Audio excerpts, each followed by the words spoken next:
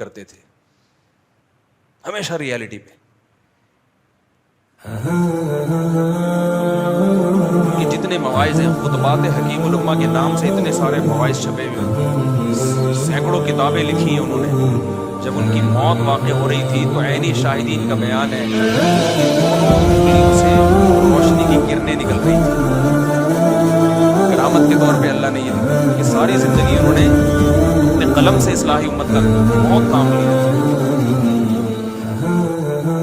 میں نے بہت پڑھا ہے حضرت مولانا شیخ تھانوی رحمۃ اللہ علیہ کو بچپن میں. اگر میں نے ان کو نہ پڑھا ہوتا شاید آج میں یہاں نہ بیٹھا ہوں. لیکن ان کی اردو بہت گاڑی ہے, بہت ثقیل اردو استعمال کرتے ہیں. کتابیں حضرت مولانا شیخ تھانوی کی طرف منسوب ہیں جو ان کی ہے نہیں, چھوٹ پٹانگ چیزیں. خیر کبھی بھی ریالٹی سے ہٹ کے مت جاؤ. مثلا میں نے طلبہ کو سمجھایا, میں نے کہا جب تم کل مولانا بنو گے تو اخلاق پر بیان کرو. اچھے اخلاق وہ ہوتے ہیں انسان غصہ نہ کرے, ہر ایک سے تمیز سے بات کرے. نیک لوگوں کے گھر میں ہمیشہ محبتیں ہوتی ہیں, کبھی جھگڑے نہیں ہوتے. یہ ہمارے واعظین بیان کر رہے ہیں. پتہ چلا آپ کے گھر میں ہو گیا پٹا, لوگ کہیں گے محبتوں پہ بیان ہوتے ہیں, اپنے گھر سے چیخنے چلانے کی آواز نہیں. ہمیشہ بیان یہ ہوتا ہے طلاق بہت بری چیز ہے,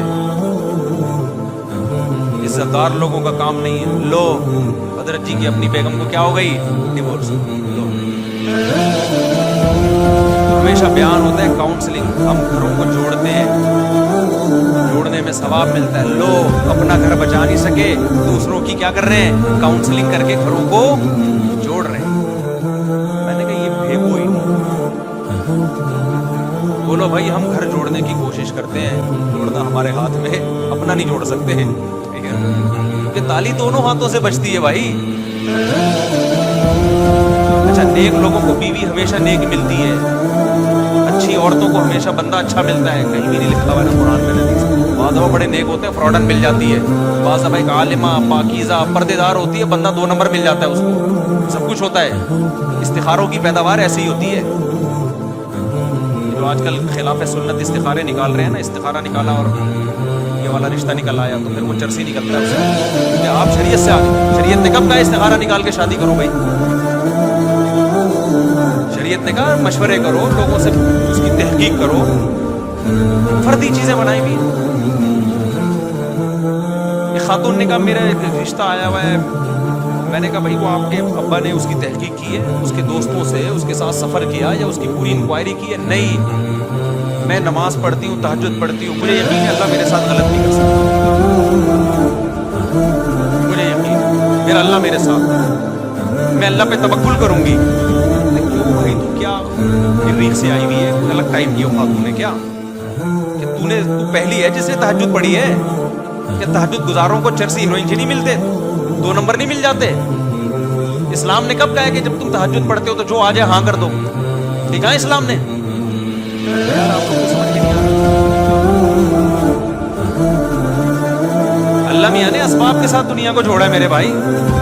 دعا اسباب کے بعد قبول ہوتی ہے. اسباب اختیار کیے بغیر دعاؤں کو فوکس کرو گے, اس کا مطلب آپ دعاؤں میں ہی مخلص نہیں ہو. ایک آدمی کما نہیں رہا, بیٹھا بیٹھا دعائیں مانگ رہا ہے, دعائیں مانگ رہا ہے, اللہ روٹی دے دے. قیامت تک مانگ مانگ کے مر جائے گا, روٹی نہیں ملے گی اس کو. اٹھ کے پھوٹنا پڑے گا, جانا پڑے گا بازار میں. ایک صاحب آئے, مجھے کہنے لگے میرا بیٹا کسی کام کا نہیں ہے. الحمدللہ ایسے سے اللہ نے ماشاءاللہ مسلمان بولا, میں اس کی شادی کر رہا ہوں شاید کچھ بن جائے. میں نے کہا اگر نہیں بنا, بے روزگار ہے, کرتا ورتا بھی الحمدللہ. بہت سارے کیسز آئے ہمارے پاس, ایک کیس نہیں ہے یہ. حالانکہ میں تو صبح شام شادیوں کی ترغیب دیتا ہوں. ان کا خیال یہ تھا میں تو بولوں گا ماشاءاللہ یار یہ ہوتا ہے, باپ بچہ کسی کام کا نہیں ہے پھر بھی 4 شادیاں کرا دی ماشاءاللہ. میں نے ایسا نہیں کہا اس کو. میں نے کہا نہ یہ کم بخت کچھ کر رہا ہے, کچھ ملے جلے کچھ. چلو پھر اپنی ذمہ داریاں پوری کر رہا ہو. آپ کو پتہ ہے آج نہیں تو کل اپنے پاؤں پہ کھڑا ہو جائے گا یہ, تو چلو اب میں تعاون کر دیتا ہوں. اپنی ذمہ داری تو یہ پوری نہیں کر رہا, پڑا رہتا ہے پوستیوں کی طرح. بہت سے بچے ایسے ہوتے ہیں کہ نہیں ہوتے. میں نے کہا اس کی شادی نہیں کرا, پچھتاؤ گے, اگلے کی زندگی بھی मर्तबा होगी जो आएगी। कह रहे नहीं यार, अल्लाह ने चाहा तो इंशाअल्लाह ये ठीक हो जाएगा। मैंने कहा अल्लाह ने अगर नहीं चाहा तो फिर तुम्हें पता है कि अल्लाह क्या चाहेगा? ये बहुत लोग बोलते हैं अल्लाह ने चाहा तो हो जाएगा। अबे अल्लाह ने चाहा तो हो तो जाएगा ये भी, लेकिन आपको ये कैसे पता चल गया कि अल्लाह ये चाहेगा भी? अल्लाह ने नहीं चाहा तो क्या होगा? तुम नज़र से नज़र मिलाते तो, बात करते ना मुस्कुराते तो, इख्तिलाफात होते रहते हैं, आना जाना था, आते जाते तो। आगे है ये तो शायर ने कहा है कि आ भी जाओ कि हम बुलाते हैं, तुम बुलाते और हम ना आते तो। इस शेर का इससे ताल्लुक नहीं, सिर्फ तो पे मैंने सुना है। ये जो अपने बयान में तो का लफ्ज़ इस्तेमाल किया ना, उसमें वो कहते हैं भाई वो बच्चा जो है ना माशाअल्लाह इंशाअल्लाह अल्लाह ने चाहा तो हो जाएगा, अल्लाह पे तवक्कुल कर रहा हूँ निकाह। मैंने कहा भाईजान ऐसा तवक्कुल जायज़, बोलो तवक्कुल वो करेगा जो मेहनत कर रहा हो, अपनी जिम्मेदारी पूरी कर रहा हूँ, फिर इसमें कुछ कमी बेशी हो रही है, चलो यार मैंने अपनी जिम्मेदारी पूरी की, कुछ काम कौन करेगा, कुछ अल्लाह बरकत दे दे। समझ में नहीं आया? बहुत से लोगों ने ऐसा किया है, कर दी शादी, उसके बाद बेड़ा गर्क हुआ है और दोस्ती बन के बैठ जाते, कहते हैं इस चक्कर में कमा लेते हैं कि शादी अब्बा ने कर दी, बच्चे स्पीड से क्या हो रहे हैं, अब बयान मेरा ना लगा के बच्चे पैदा हो रहे हैं। उसके साहब ने कहा पौने 16, 17, 18 ये रिपोर्टें चल रही हैं, खर्चा किस पे आ रहा है? दादा पे, बोले कम मगन। और फिर दादा को ये भी उम्मीद नहीं है कि ये बच्चे बड़े होकर कुछ कमा लेंगे, तो पता है जैसा बाप है बच्चे भी, प्रोडक्ट भी वैसे ही आएगी मार्केट में। ये बेमौका तवक्कुल है, बेमौका लोग कर रहे होते हैं। भाई अल्लाह ने चाहा, एक साहब आए, उनका दामाद उनकी बेटी को 30 साल से सता रहा है और बेटी बिल्कुल हो गई पागल, दिमागी तवाज़ुन हो गया उसका खराब। 30 साल बाद मशवरा लेने के लिए आए कि मैं दामाद से डिवोर्स लेना चाह रहा हूँ, अभी भी मुझे कॉन्फिडेंस, इसमें मैं इतना कॉन्फिडेंट नहीं हूँ। मैंने कहा थोड़ा और लेट आ जाओ। कह रहे हैं एक्चुअली हुआ ये कि हमारी सोसाइटी में तलाक का रिवाज नहीं है, तो हमने सोचा दामाद जब पता चला बहुत ख़राब है और ये ऐसी हरकतें कर रहा है, लड़कियों में इन्वॉल्व है और खाना नहीं दे रहा, हमने कहा भाई हम अल्लाह से दुआ मांगते हैं, बड़े बड़े पत्थर दिल अल्लाह दुआओं के ज़रिए से चेंज कर देता है, हम अल्लाह पे एतमाद करते हैं। बेटी को भी हमने समझाया, हमने दुआ मांगते रहे, फिर ये किया, फिर ये वजीफ़ा पढ़ा, फिर हमें लगा कि नहीं ये ठीक नहीं होगा, लेकिन फिर हमें ख्याल आया कि अल्लाह के यहाँ देर है अंधेर नहीं है। फिर आखिर बेटी का हो गया बेड़ा, दिमाग ही खराब हो गया उसका। अल्लाह के यहाँ देर है अंधेर नहीं है, 100% दुरुस्त। इसका ये मतलब नहीं है जो आप समझ रहे हैं, इसका मतलब ये है कि जब हुदूदुल्लाह पे कायम रहना मुमकिन ना हो, कुरान में अल्लाह ने कहा है कि अलहदगी इख्तियार करो। जिस अल्लाह ने ये कहा कि अल्लाह के यहाँ देर है अंधेर नहीं, उसी अल्लाह ने ये भी तो कहा है ना कि जब हुदूदुल्लाह पे कायम रहना मुमकिन ना हो तो क्या कर लो, वहीं यतफर्रक़ा युग़निल्लाहु कुल्लम मिन साअती, अलहदगी इख्तियार करोगे अल्लाह दोनों को गनी कर देगा, टेंशन ना लो इसकी। तलाक बुरी चीज़ है, लेकिन ऐसी शदीद मजबूरी में तो अच्छी चीज़ है, ये तो अल्लाह ने ही कहा है। फिर जब आप अलहदगी का सोचते, फिर आपको ख्याल आता दोबारा शादी कैसे होगी, तो फिर सोचते कि अल्लाह के यहाँ देर है अंधेर नहीं है। ये उस मौके पे सोचने का जुमला था। ये उलमा ने लिखा है बाज़ सूरतों में डिवोर्स वाजिब है, तलाक नहीं देता कोई या नहीं लेती औरत तो गुनाहगार होगी। ऐसा ना हो कि फ्री में बिला वजह ये काम शुरू कर दें। जब ये कंडीशन हो कि मार धाड़ एक दूसरे का सर फाड़ रहे हो, तो खुशियों के ख्यालात आ रहे हो, तो इस्लाम क्या कहता है?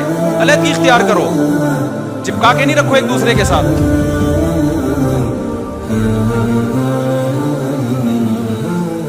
एक खातून ने कहा मेरी शादी हो गई, एक हफ्ते के बाद पता चला कि जी बंदा बिल्कुल औलाद ही नहीं हो सकती, बिल्कुल नामर्द है। मैंने सब्र किया, क्योंकि सब्र करने वालों के साथ कौन है? और उस सब्र का मुझे ये सिला मिला कि 20-25 साल मैंने इस शौहर के साथ गुजारा किया, ना औलाद ना कोई डिज़ायर्स पूरी कर सकता है वो, लेकिन अब वो मुझे पे शक करने लगा है कि ये इतनी पाकदामनी के साथ मेरे साथ रह रही है, जब लगता है कि दाल में कुछ काला काला है, कहती मुझे ये वफा का सिला मिला। मैंने कहा आपने जो सब्र के फ़ज़ाइल सुने हुए थे ना, वो इस मौके के नहीं थे, इस मौके के ही नहीं थे। یعنی جب ایک بندے نے دھوکہ دیا ہے، آپ کو بتایا نہیں کہ اتنی بڑی بیماری ہے، پیسوں میں دھوکہ دے دے چل جاتا ہے، عمر کا دھوکہ دے دے، تھا 40 کا بتایا 30 کا، چل جائے گا۔ پتھر سے تھوڑی شادی ہوتی ہے، کسی دیوار سے تھوڑی شادی ہوتی ہے۔ نکاح کا تو بنیادی مقصد ہی اولاد ہے۔ اس معاملے میں جب دھوکہ دے دیا، ایک دھوکے باز کے ساتھ وفا کر رہی ہو آپ، بیڑا غرق کر دیا پوری زندگی اپنی، اور اب 30 سال کے بعد طلاق لے کے کہاں جائے گی وہ؟ یہ ہے ہمارے دینداروں کے غلط کانسیپٹ۔ نہیں آ رہی کھوپڑی شریف میں بات؟ بھائی جان کیا ہو گیا؟ سمجھ میں آ رہی ہے بات؟ تو فرضی چیزیں کی ہوئی ہیں۔ اور ایک غلط کانسیپٹ ہے، دینداروں کے پاس پیسہ اچھا نہیں لگتا لوگوں کو، یہ تو بہت بڑا مسئلہ ہے۔ جیسے پیسے سیکولر طبقے کا نہیں تو کھوپڑی آؤٹ ہو گئی نا پیسے سے، اس کے ہاں تو سب کچھ کیا ہے؟ پیسہ ہے۔ ایسے ہی ہمارے ہاں دینداری اور بزرگی کا معیار یہ کہ پھٹے پرانے کپڑے پہنے اور ناڑا لٹک رہا ہوں اس میں سے۔ کیونکہ جب میں بائک پہ پھٹی پٹپٹی بائک پہ جاتا تھا، لوگ کہتے تھے حضرت کیا حضرت کو اللہ نے مقام عطا۔ اب میں ریوو میں جا رہا ہوں، لوگ کہتے ہیں اس کو دیکھو بدل گیا۔ وہ بات نہیں رہی، روحانیت ختم۔ ریوو کا روحانیت سے کیا تعلق ہے اللہ کے بندے؟ کون سی حدیث میں لکھا ہوا ہے؟